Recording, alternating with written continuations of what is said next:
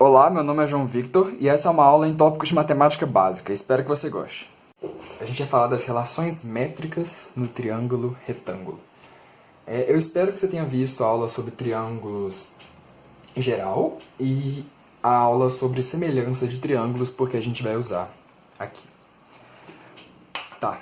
As relações métricas não passam de algumas semelhanças no triângulo retângulo que a gente pode usar de uma forma mais direta, sabendo qual vai ser a relação. Então a gente vai ver algumas delas aqui, tá? Vamos fazer uma coisa primeiro, vamos dar nome para as coisas.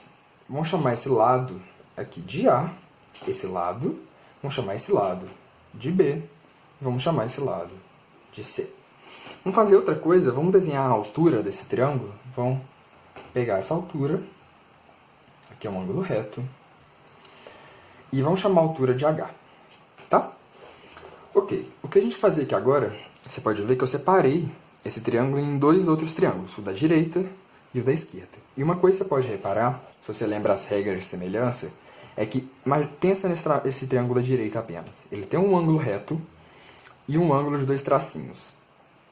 E pensa no triângulo grande. O triângulo grande tem um ângulo reto também e tem um ângulo de dois tracinhos. Quer dizer que eles são semelhantes e eles têm proporções entre os lados análogos deles. Então, a gente vai usar isso, e eu vou mostrar como que a gente usa isso, certo? Detalhe, o da esquerda também, porque ele tem um ângulo reto e um ângulo de um tracinho, o grande tem um ângulo reto e um ângulo de um tracinho também, então eles são semelhantes, e esses dois também são semelhantes. Como a soma interna tem que ser 180 graus, sempre, o ângulo de um tracinho mais o ângulo de dois tracinhos mais o ângulo de 90 é 180. Então, se eu pegar 180, tem que ser um ângulo reto, mais um ângulo de tracinhos, mais um ângulo de um tracinho. E aqui é a mesma coisa, um tracinho, um reto, e um ângulo de dois tracinhos. Perfeito. Vamos ver agora as relações. A primeira relação que eu quero mostrar para vocês é entre o triângulo grande e o triângulo da direita. Vou mostrar o seguinte. O lado oposto ao ângulo reto do triângulo grande, o A, sobre esse lado aqui, oposto ao ângulo de dois tracinhos do triângulo grande, tem que ser igual à mesma relação no triângulo pequeno. O lado oposto ao ângulo reto sobre o lado oposto ao ângulo de dois tracinhos, H. Então, A sobre C tem que ser AB sobre H. Vamos colocar isso aqui de outro jeito. A vezes H é igual a B vezes C. Essa é a primeira relação, ela é meio difícil de lembrar, mas prometo que as outras vão ser mais fáceis. A próxima relação que eu quero, vamos olhar para cá, vai ser do... Vamos dar mais alguns nomes para fazer essa relação. Vamos chamar esse pedacinho aqui de N e esse pedação aqui de M, para ficar mais fácil. E agora a nossa relação vai ser entre esse triângulo e esse triângulo, os dois pequenos. Vamos falar o seguinte.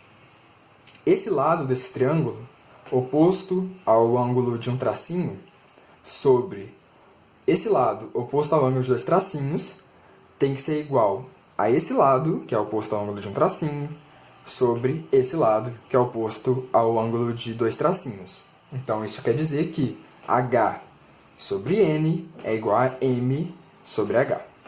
Então, aqui eu vou multiplicar para cá, H ao quadrado é igual a M vezes N. Então, H ao quadrado é igual a M vezes N. Repara que eu estou pegando os lados análogos dos triângulos que são semelhantes. Sempre que você vai comparar os triângulos semelhantes, tem que pegar sempre os lados que são análogos. Por exemplo, sempre o lado oposto ao ângulo reto igual ao lado oposto ao ângulo reto. É sempre essa relação.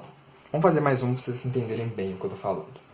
Agora, essa terceira relação vai ser entre o triângulo grande e o triângulo pequeno da esquerda. Então, ó, o A, que é o lado oposto ao ângulo reto do triângulo grande, sobre o C, que é o lado oposto ao ângulo de dois tracinhos, tem que ser igual ao quê? Pensa um pouco. Ao lado oposto do ângulo reto, o C, sobre o lado oposto ao ângulo de dois tracinhos, N. Mesma coisa que eu fiz antes. E aí a gente vai ter aqui, ó, A sobre C é igual a C sobre N.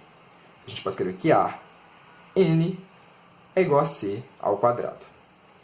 E agora a última relação A gente vai fazer o seguinte, mesma coisa para esse lado. O A sobre o B, o oposto ao ângulo reto, sobre o oposto ao ângulo de um tracinho, tem que ser igual ao oposto do ângulo reto sobre o oposto ao ângulo de um tracinho. Então, A sobre B é igual a B sobre M. A gente vai escrever aqui agora essa. A sobre B é igual a B sobre M. Isso quer dizer que A vezes M é igual a B ao quadrado. Então, todas as